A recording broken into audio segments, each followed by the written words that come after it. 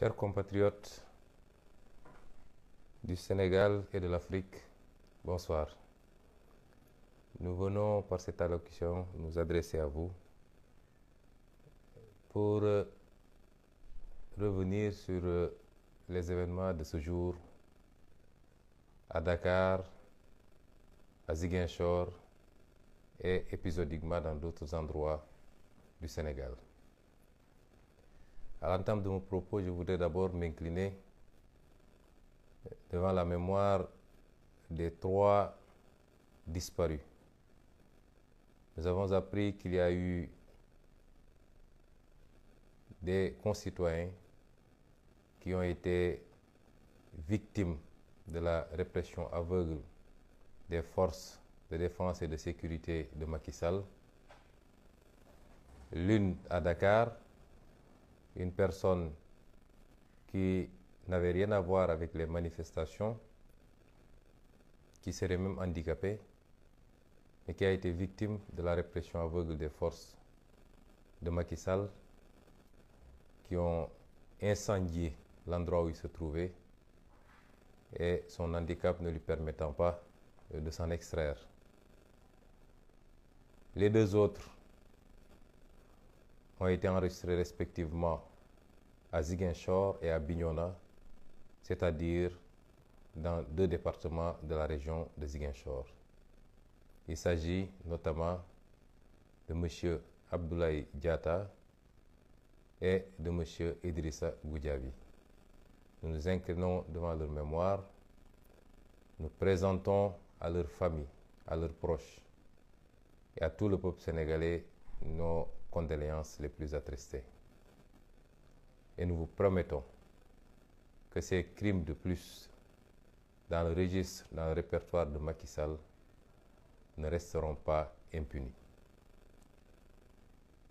Chers compatriotes, nous venons de vivre une journée qui s'inscrit dans la droite ligne de ce qu'on a vécu il y a à peine 1 an et demi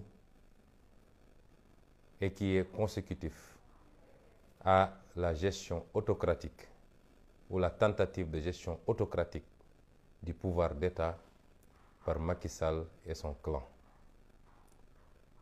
De quoi est-il question?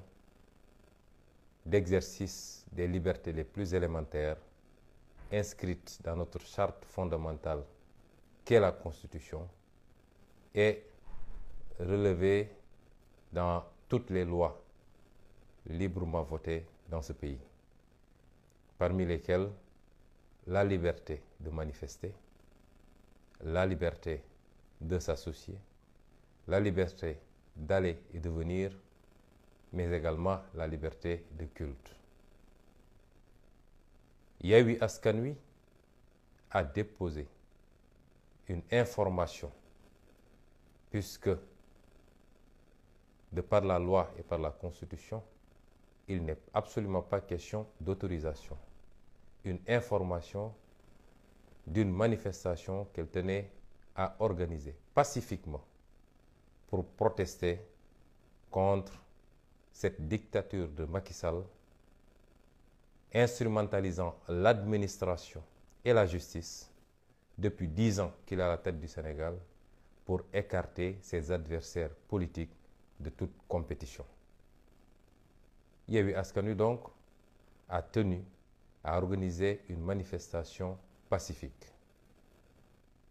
Manifestation similaire organisée il y a à peine 10 jours au même endroit, ayant réuni des milliers et des milliers de manifestants dans l'ordre, dans la discipline, dans la paix, sans qu'il y ait eu un seul incident. Il se trouve que l'administration de Macky Sall, sous la dictée de ce même Macky Sall, a voulu interdire cette manifestation. Il est évident que la manifestation a eu lieu et a été même beaucoup plus visible que si elle avait été autorisée. Aujourd'hui, Dakar a cessé de fonctionner durant toute la journée. Mais tout le Sénégal, j'allais dire, a été bloquée durant toute la journée. Si la manifestation avait été autorisée, elle se serait tenue uniquement à la place de l'Obélisque, dans la discipline et dans l'ordre. Il n'y aurait eu ni blessés, ni perte en vie humaine. Les gens auraient délivré leur discours et seraient repartis tranquillement chez eux. Tout ce qui s'est passé aujourd'hui est de la responsabilité unique, exclusive de Macky Sall. Alors je voudrais d'abord m'adresser à Macky Sall pour lui dire qu'il est un président assassin. Après avoir assassiné 14 personnes lors des événements de février-mars 2021, le voilà qui ajoute 3 autres victimes à son répertoire en juin 2022. Tous ces crimes ne resteront pas impunis. Vous vous souvenez bien qu'après les événements de 2021, il avait annoncé une commission d'enquête censée faire toute la lumière sur la question. À ce jour, point d'enquête, point de commission. La meilleure manière pour Macky Sall d'enterrer un dossier gênant, c'est justement de promettre aux Sénégalais de mettre en place des commissions d'enquête pour faire la lumière. Nous voulons dire à Macky Sall que lui et son gouvernement et son général qui dirige la gendarmerie sont des assassins. Parce que ce qui s'est passé, notamment dans le sud du pays, relève d'une volonté manifeste d'un régime de tuer sans raison. Ce qui s'est passé à Bignona, il n'y avait même pas de manifestation à Bignona, puisque même une demande d'autorisation de manifester n'avait été déposée. La manifestation s'est tenue à Ziguinchor. Voilà que la gendarmerie va trouver des militants au siège d'un parti, qu'un gendarme prend le temps de viser, d'ajuster et d'ouvrir le feu sur un jeune garçon innocent de 24-25 ans pour l'abattre, cela relève d'un crime. Et c'est parce qu'il a reçu l'ordre de le faire. Depuis hier, nous avions eu des informations venant de l'intérieur que le général Moussa Fall aurait donné comme instruction à ses gendarmes d'user de tous les moyens et que lui, il les couvrirait et qu'il assumerait. Et voilà le résultat de cet ordre. La même chose s'est passée à Ziguinchor, où on a tiré à balles réelles sur des manifestants désarmés, atteignant l'un au cou, qui vient de succomber justement à ses blessures, l'autre au dos et le troisième à la jambe. La question qu'on pose, pourquoi à chaque fois qu'il y a des manifestations au Sénégal, c'est dans le sud du pays que Macky Sall et sa gendarmerie s'autorisent à tirer à balles réelles sur les manifestants. Les manifestations ont été beaucoup plus virulentes à Dakar. Il n'a pas été fait usage de tirs à balles réelles. Mais quand il s'agit de la Casamance, on croit pouvoir tout se permettre parce que les Casamancés, aux yeux de Macky Sall, ne sont pas des êtres humains. Macky Sall vit une relation de mésestime et de haine vis-à-vis des Casamancés. Aujourd'hui, des sportifs casamancés sont adulés. Il aurait suffi qu'un seul d'entre eux décide de s'engager en politique et d'être opposant pour être traité tout de suite de rebelle. Cela reflète la considération que Macky Sall porte à la Casamance. Vous comprendrez bien l'ironie. J'en fais les frais. Jamais au Sénégal, un homme politique n'a été aussi haï, aussi détesté, aussi diabolisé sur son culte, sur sa famille, sur son appartenance régionale, ethnique. Jamais dans l'histoire de ce pays, on a vécu cela. Et aujourd'hui, Macky Sall est prêt, ou alors tente de monter tous les Casamancés pour qu'il y ait un mouvement de contestation, de protestation pour assimiler tout cela à de la rébellion et reprendre une histoire qui est largement derrière nous. Les Sénégalais ne l'accepteront pas.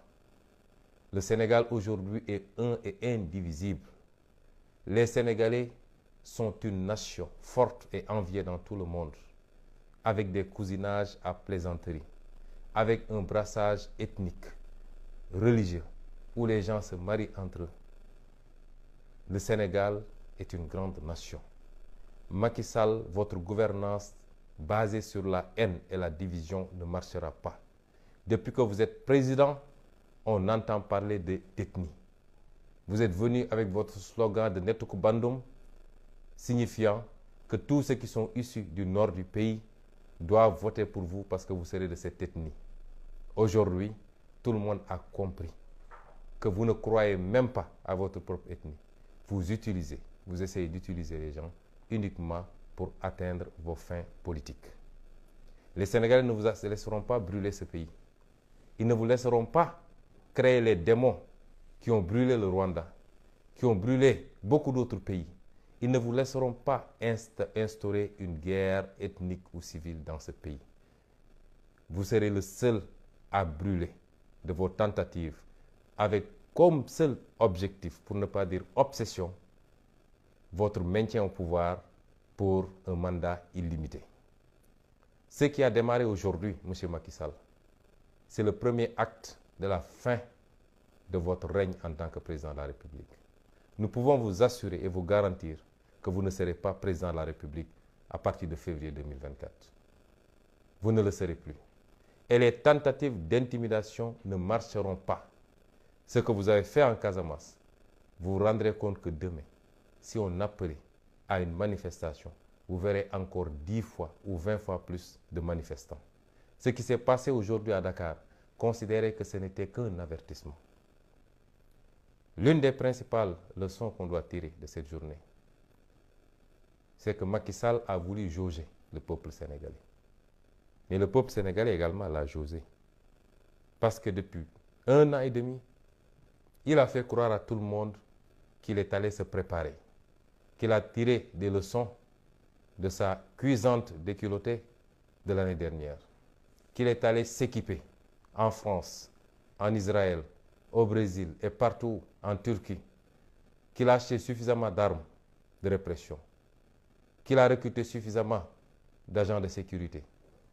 Depuis 1 an, lui et son clan ont essayé de jouer sur la psychologie des Sénégalais pour créer une situation de peur généralisée. Aujourd'hui, vous vous rendez compte, Macky Sall, que vous ne pouvez pas faire peur aux Sénégalais. Le peuple sénégalais n'est pas un peuple qu'on a peur. Et aujourd'hui, vous avez compris que vous n'aurez jamais, mais alors jamais de la vie, suffisamment d'hommes de loi, suffisamment d'agents de sécurité, suffisamment d'armes pour retenir un peuple debout qui veut en finir avec la dictature. Ce qu'on peut tirer encore comme enseignement aujourd'hui, c'est que tout l'entourage de Macky Sall, dont la bravoure se limite aux conférences de presse tenues au siège de l'APR, qui avait promis de croiser le fer et de contrer la manifestation, on n'a pas vu l'ombre d'un cafard marron beige dans les rues de Dakar. Ils sont tous allés se terrer comme d'habitude. Parce que vous n'avez pas la majorité sociologique dans ce pays. Vous pouvez continuer à vous raconter des histoires quand vous êtes entre vous ou quand on vous tend le micro. Mais vous savez très bien que vous êtes dans une minorité sociologique et politique écrasante dans ce pays. Ce qu'on peut tirer comme enseignement de la journée d'aujourd'hui, c'est que Macky Sall n'est pas un homme courageux. C'est un homme qui aime frapper derrière le dos. Mais quand il faut faire face à ses responsabilités, il est toujours embusqué derrière un commandement, et notamment de la gendarmerie et de la police, un commandement lâche qui est prêt à assassiner son propre peuple pour satisfaire à un président de la République complètement vomi par ses populations. À ces messieurs, nous leur dirons qu'ils sont des Sénégalais comme tous les Sénégalais et que tôt ou tard, ils auront des comptes à rendre à la population sénégalaise. Ce que je veux dire ensuite, c'est que Macky Sall ne fera pas un 3e mandat au Sénégal. Aujourd'hui, on a posé le premier acte de son départ en 2024. Je veux dire aux Sénégalais, aux Africains qui nous suivent, qu'il ne s'agit pas simplement d'une question de liste. C'est la démocratie, chèrement conquise au Sénégal, qui était un modèle pour toute l'Afrique quasiment il y a quelques années. C'est les droits et libertés. Toutes choses que Macky n'a cessé de piétiner depuis plus de 10 ans. Ce sont ces questions-là qui sont en jeu aujourd'hui. Et c'est pourquoi le peuple ne l'acceptera pas. Ce qui est en jeu également, c'est la réappropriation de notre souveraineté nationale sur nos ressources naturelles, sur notre économie, sur tout notre potentiel qu'il faut transformer pour le bonheur exclusif de nos populations sénégalaises et africaines. Et c'est pourquoi nous ne pouvons pas abdiquer devant des préfets placés ici pour servir d'autres intérêts et non pas des intérêts des Sénégalais et des Africains. Nous n'avons pas le droit d'abdiquer. Macky Sall ne peut pas avoir plus de détermination que nous parce que nous nous battons sur la base de convictions. Lui, il se bat sur la base d'intérêts personnels et d'intérêts étrangers. Et j'en profiterai pour lancer un appel à toute puissance étrangère, et particulièrement à la France, lui demander de rester en dehors de nos affaires. L'époque est révolue où il fallait placer ici un préfet tout puissant, l'armée, lui donner tous les moyens pour réprimer son peuple, fermer les yeux sur tout ce qu'il fait dès lors qu'il satisfait à vos intérêts, et notamment à celles de vos entreprises et de vos multinationales. Cette époque est révolue. Pour votre bien et pour le nôtre, nous vous demandons de rester en dehors de nos affaires intérieures. L'Afrique, le stéréotype de l'Afrique que vous avez est révolu et dépassé. Vous avez en face de vous des peuples décomplexés, des leaders décomplexés, une jeunesse décomplexée, qui a les mêmes soifs de liberté, de progrès, de démocratie, de développement que vos propres peuples. Ils ne pourront jamais plus accepter la domination sous quelque forme que ce soit. Ils ne pourront jamais plus accepter l'exploitation sous quelque forme que ce soit. Restez en dehors de nos affaires intérieures. Je voulais dire également que nous lançons un ultimatum à Macky Sall. Aujourd'hui, beaucoup de monde ont été arbitrairement arrêtés. Je ne parlerai pas de ma situation, puisque durant toute la journée, le monde entier a vu ce qui s'est passé. Cet homme qui prétend aller libérer l'Ukraine et qui met sous embargo le Mali, cet homme n'est pas un démocrate parce qu'il ne peut pas tolérer une opposition dans son pays.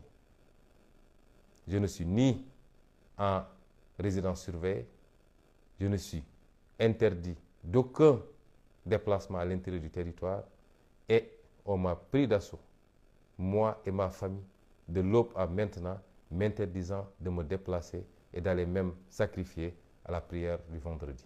C'est cet homme qui joue aux démocrates et qui est en train d'essayer de se tailler une image internationale. Nous lançons donc un ultimatum de libérer immédiatement tous les otages qu'il a entre ses mains. Des leaders politiques ont été arrêtés, notamment M. Déthié Fall, mandataire national de la coalition Yewwi Askan Wi. Il a été arrêté devant son siège sur la VDN à plus de 4 km du lieu du rassemblement.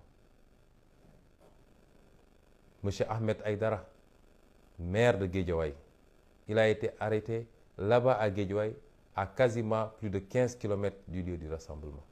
Et au moment où on parle, ils sont encore dans les lieux de la détention.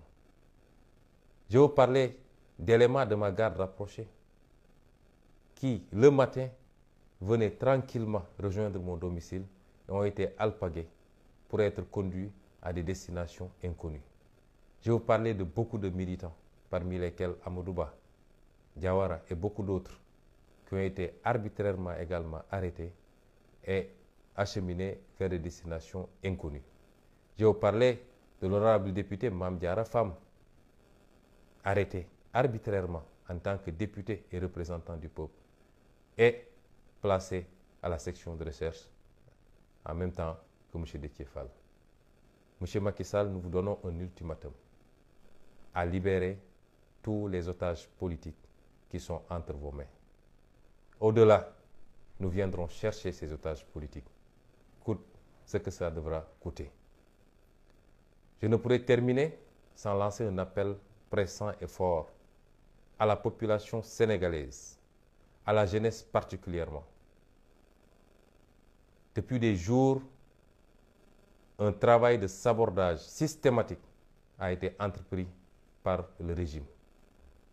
Tous les réseaux de communication et de destruction des repères mentaux ont été expérimentés et exploités par ce régime.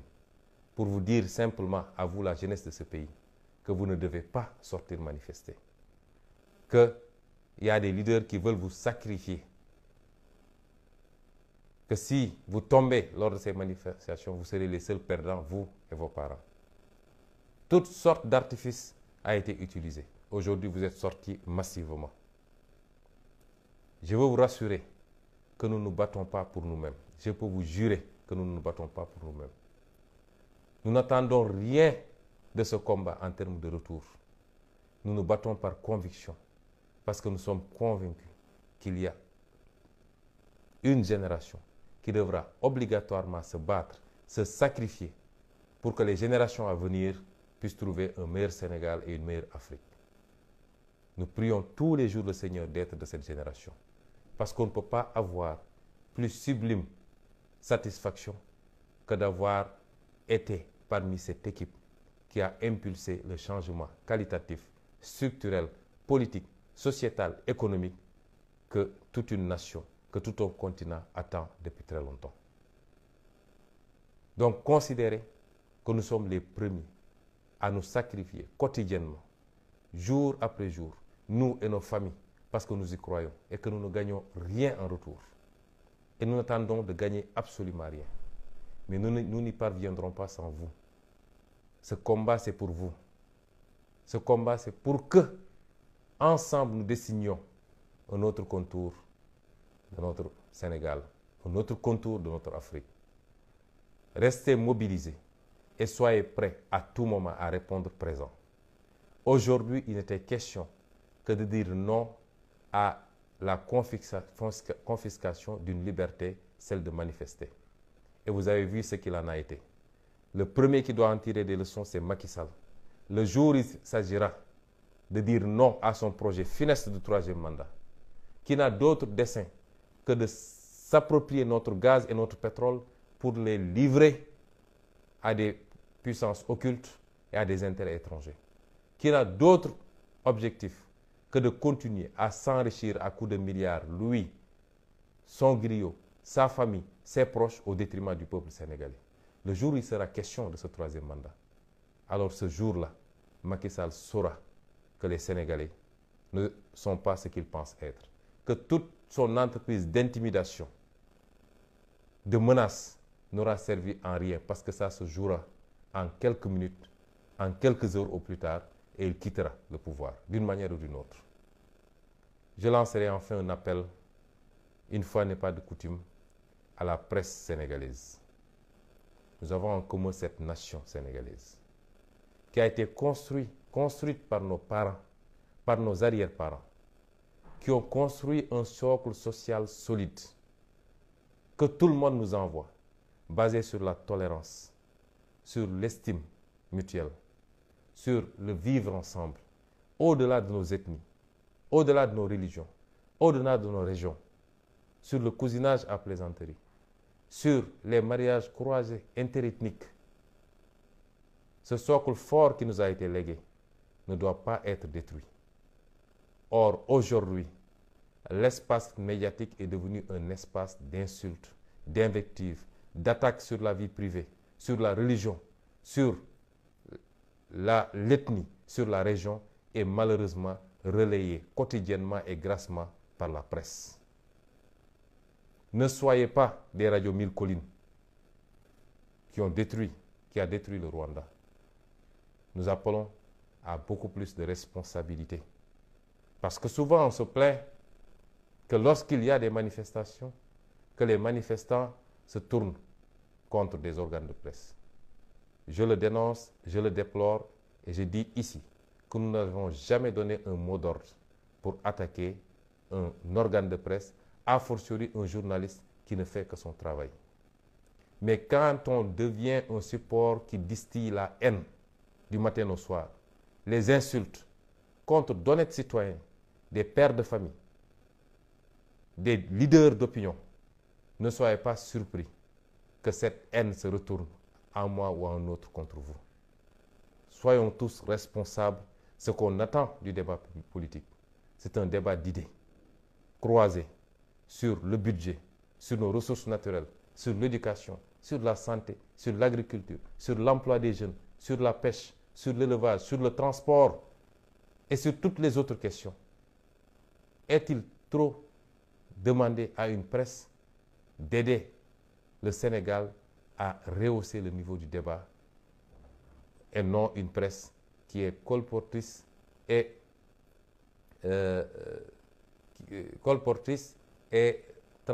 qui passe tout son temps à transmettre des insultes, des messages de haine, de diffamation, d'attaques sur la vie privée. Ce Sénégal nous appartient. Travaillons à le stabiliser. Travaillons à en faire un Sénégal de paix, d'amour et de respect réciproque.